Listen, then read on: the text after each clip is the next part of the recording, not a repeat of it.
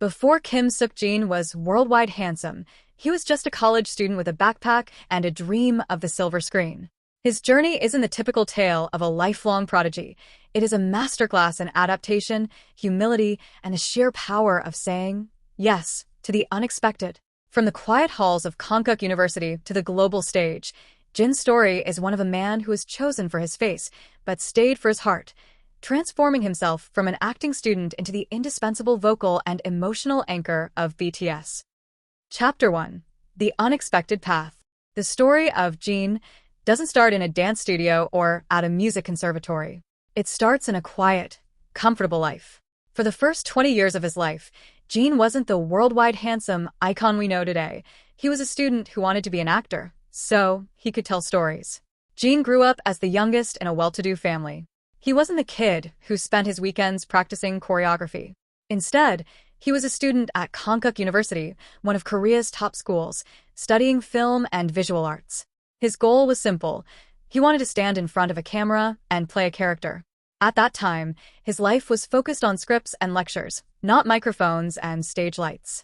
The turning point in this story is now a legend in the music industry. One day, while Jin was simply getting off a bus to go to class, a casting agent from a small, struggling company called Big Hit Entertainment spotted him. They didn't sign him because he could sing he had never been trained to.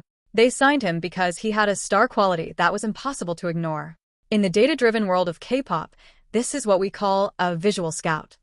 Jin took a massive leap of faith. He put his acting dreams on hold and walked into a basement studio filled with teenagers who had been dancing since they were toddlers.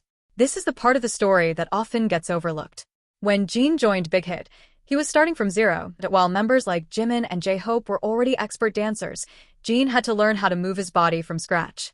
He spent extra hours every night in the practice room, repeating the same steps until his muscles memorized them. Jin wasn't a natural-born singer.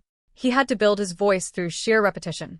He worked with vocal coaches to transform his speaking voice into a singing voice that could handle the high-energy tracks of a hip-hop group. As the oldest member, Jin took on a role that wasn't about music.